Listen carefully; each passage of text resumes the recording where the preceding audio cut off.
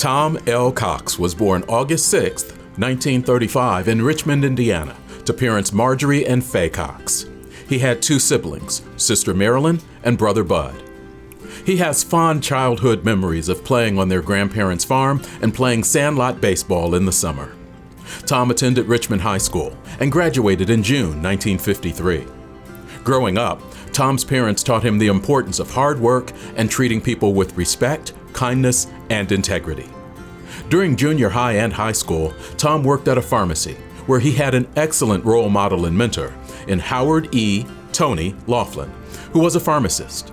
He learned many life lessons there, and that experience was a big influence in choosing a career. Tom has always was a really hard-working young guy. That started way back. I think he developed his work ethic way back when he was pre-high school, or certainly in high school. He adjusted his schedule of classes at high school so that he could go early, start a class at 7, so he could get out early at 2:30 instead of 3:30, so he could go to work. Tom attended Purdue University, graduating in 1957 with a Bachelor of Science in Pharmacy.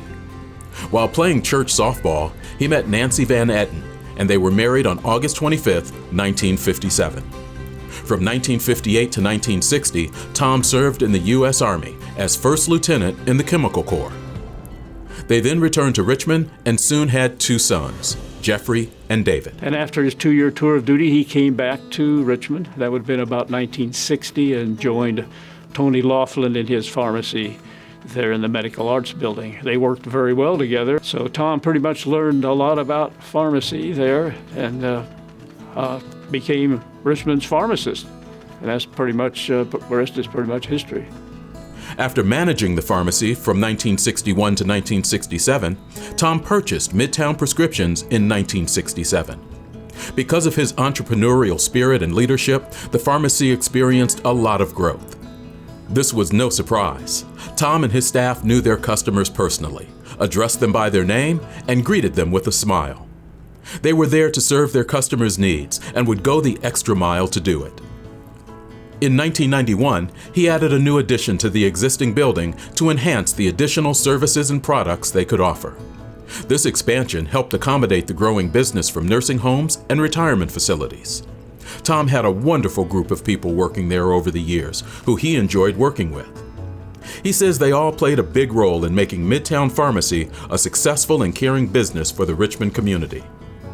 He also enjoyed having high school students work there and being able to see how they progressed and chose various fields of study to pursue and colleges to attend. Tom was a mentor to some college interns as well. And there were certainly some challenging times for the business.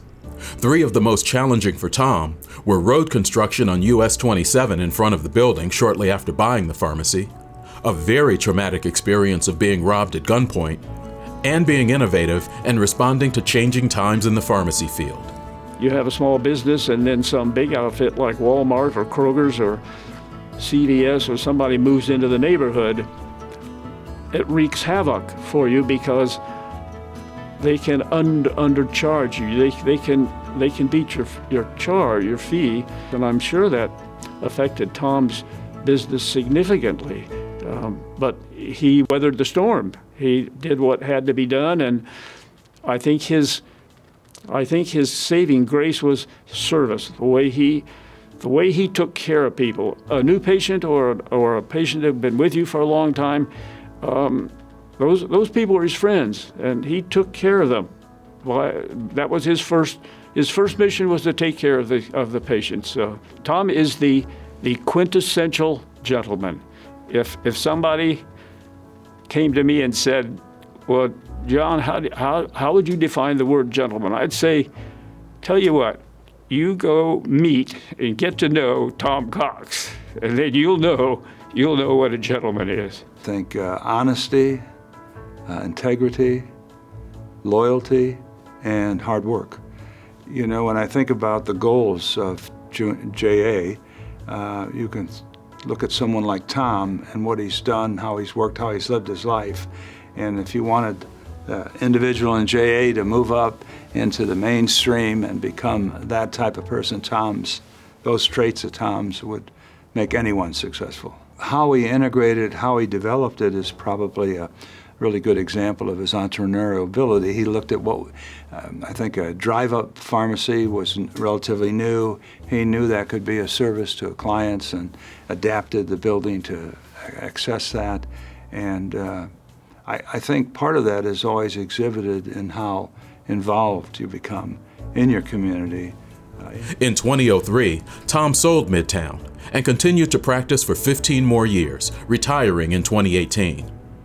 Practicing pharmacy on a part-time basis allowed him to become even more involved in the community. The list of Tom's involvements in the community over the years is extensive.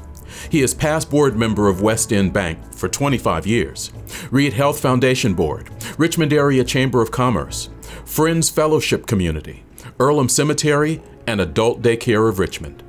He also participated in Junior Achievement. Vic Josie went to Tom and asked if the pharmacy would be interested in JA, and they said yes. Soon after, they sponsored a JA group and did many fun activities with them, including bowling and pizza parties. Tom also recalls one of his sons being in JA during high school and selling the wonderful clothes hangers.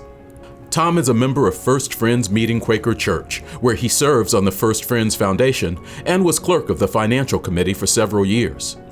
A few of his awards and honors include being a pharmacy preceptor for Purdue and Butler University pharmacy students, as well as being recognized by the Indiana Pharmacists Association for over 50 years of continuous service in the healthcare profession.